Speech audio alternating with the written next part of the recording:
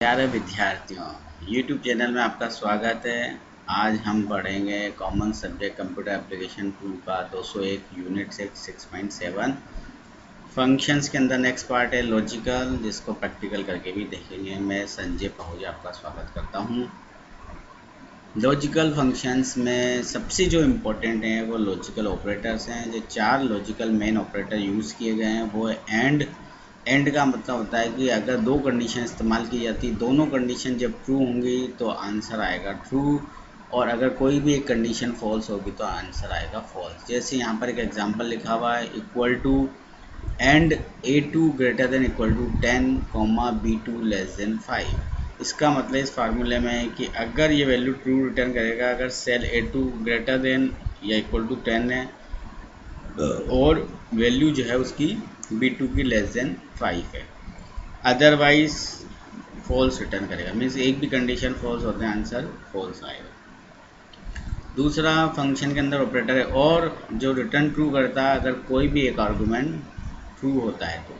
Means जैसे equal to और A2 greater than equal to 10, B2 5 में formula return true if A2 is greater than और equal to 10 और B2 is less than 5। दोनों condition true होगी तब भी रिटर्न होगा ट्रू। बट अगर दोनों कंडीशन फॉल्स है, मीन्स A2 जो है वो 10 से छोटा है और B2 जो है 5 से बड़ा है, तो वो कंडीशन फॉल्स होगी। इसी तरीके से XOR है, return logically exclusive or of all argument. इसका नाम है XOR A2 greater than equal to 10, B2 less than 5 के अंदर ये रिटर्न करेगा अगर दोनों जो है कंडीशन, अगर आपकी if neither of the condition is met और both the condition are met, means या तो दोनों कंडीशन ट्रू हो या दोनों कंडीशन फॉल्स हो तो आंसर रिटर्न करेगा फॉल्स, और दोनों में से एक ही कंडीशन ट्रू है, मीन्स या तो A2 वाली कंडीशन ट्रू है या B2 वाली कंडीशन ट्रू है तो आंसर करेगा रिटर्न करेगा ट्रू। फिर है नोट का मतलब जैसे नाम है reversal of the logical expression, means जैसे यहाँ पर लिखा हुआ equal to not A2 greater than equal to 10, ये रिटर्न करेगा फॉल्स अगर वैल्यू जो है वो आपके पास A2 के अंदर ग्रेटर देन और इक्वल टू 10 है तो, और अदरवाइज ट्रू रिटर्न करेगा। मीन्स जो वैल्यू आएगी उसको उल्टा रिटर्न करेगा, जो वैल्यू है वो आपके पास क्या रिटर्न करेगा, इसको अगर वैल्यू ट्रू है तो आंसर रिटर्न करेगा फॉल्स, और अगर वैल्यू फॉल्स है तो आंसर रिटर्न करेगा ट्रू। इसको अब हम इस्तेमाल करके देखेंगे, ठीक है, जिसके लिए यहाँ पर इस्तेमाल किया गया logical if function. Logical if function verify करता है कंडीशन ट्रू है या फॉल्स है और उसके बाद वैल्यू रिटर्न करता है। इसका एक्सप्रेशन है, फार्मूले के अंदर लिखेंगे आप equal to if logical test condition डालेंगे जो अपन ने एंड और नॉट या फिर प्लेन कंडीशन भी हो सकती है, सिंपल वन कंडीशन भी हो सकती है। अगर इस कंडीशन की वैल्यू आई ट्रू तो वैल्यू रिटर्न करेगा वैल्यू इफ़ ट्रू और वैल्यू इफ़ फॉल्स। जैसे यहाँ पर एक उदाहरण लिया गया है, अगर आप इस उदाहरण को देखें तो इफ़ इज़ नंबर 22, इसका मतलब है कि अगर 22 नंबर है, यस ये नंबर है, तो क्या रिटर्न करेगा, यस रिटर्न करेगा। अगर ये गलत होता, चूँकि यहाँ पर ये सही है तो आंसर रिटर्न होगा ट्रू। यहाँ पर बिना एंड और नॉट के ये इस्तेमाल किया गया है। इसी तरीके से जैसे एक एग्जांपल है, इफ़ E4 लेस देन 6000, अगर ये E4 की वैल्यू 6000 से कम डाल रखी तो क्या रिटर्न करेगा, यस, और अगर E4 की वैल्यू 6000 से ज़्यादा डाली तो क्या रिटर्न करेगा, नो। यहाँ पर एंड कंडीशन में देख सकते हैं, जैसे इफ़ ब्रैकेट के अंदर लिखा एंड कंडीशन लिखी A2 greater than equal to B2 and A2 less than equal to C2। अगर ये कंडीशन दोनों ट्रू हैं तो क्या आंसर रिटर्न करेगा, यस, अदरवाइज नो। और कंडीशन देख लीजिएगा, अगर इफ़ ब्रैकेट में लिखा और B2 greater than 30, C2 less than greater than 20, इसमें कंडीशन लिखी गुड, अगर ये रिटर्न करेगा गुड, अदरवाइज रिटर्न करेगा बैड। ठीक है, इस दोनों में क्या है कि आपके पास B2 या C2 की कोई एक कंडीशन ट्रू होगी तो रिटर्न कर देगा गुड, दोनों ही कंडीशन फॉल्स होगी तब रिटर्न करेगा बैड। ठीक है, इसको भी हम प्रैक्टिकल करके चेक करते हैं। इसी तरीके से नेस्टेड इफ़ फंक्शन होता है। नेस्टेड इफ़ फंक्शन में एक इफ़ के अंदर एक इफ और उसके अंदर भी एक इफ़ हो सकता है। इसके अंदर एक या एक से अधिक कंडीशन हो सकती हैं, जो कि अभी अपन ने एग्जाम्पल में देखी। यहाँ पर अगर आप देखेंगे तो इफ़ कंडीशन है, जैसे if condition 1 result 1, means condition 1 true है तो रिजल्ट 1 आएगा।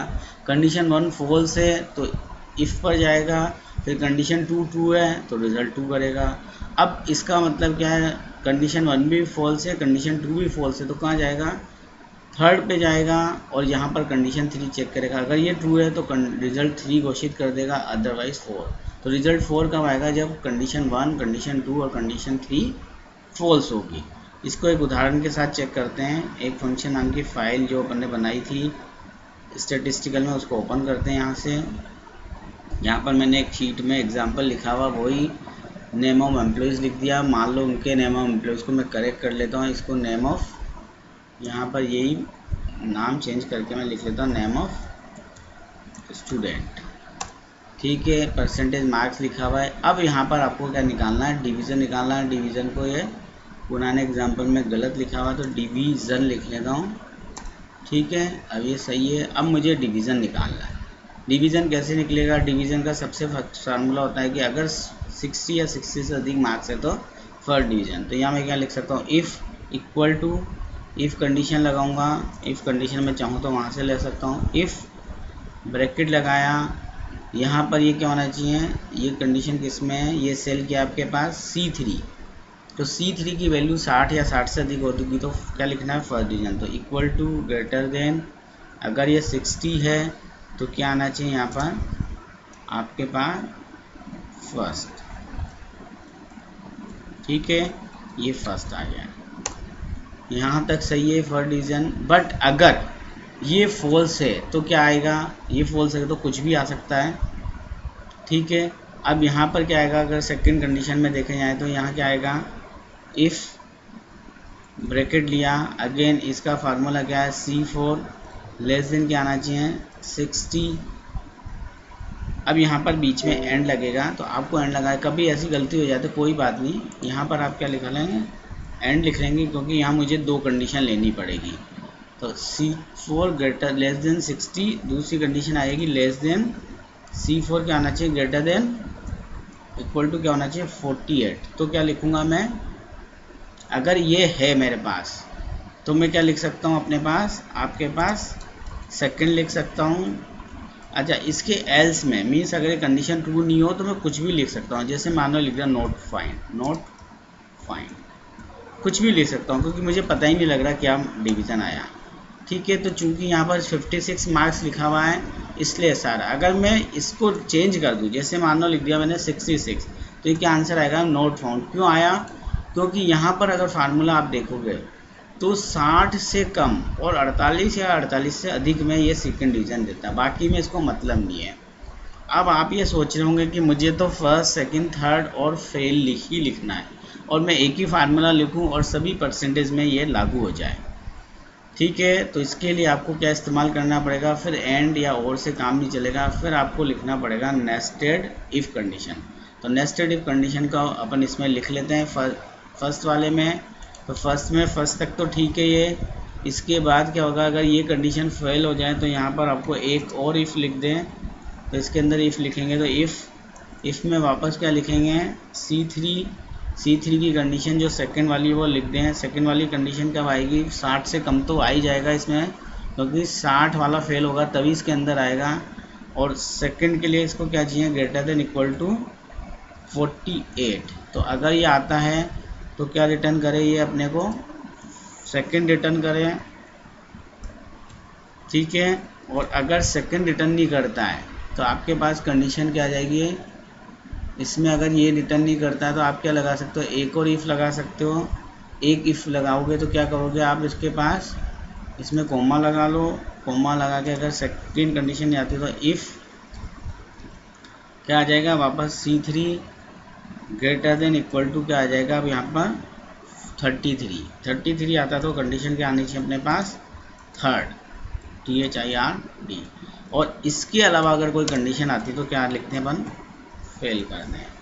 ब्रैकेट ध्यान से बंद कर दीजिएगा, जितने शुरू हैं उतने बंद कर दीजिएगा, जैसे 1 2 3 शुरू हैं और 3 ही अपन ने बंद कर दें। एक बार वापस अगर ये बना कर देगा तो आपको चेक कर लें, आप चेक करने के बाद इसको आप लगा दें, ठीक है।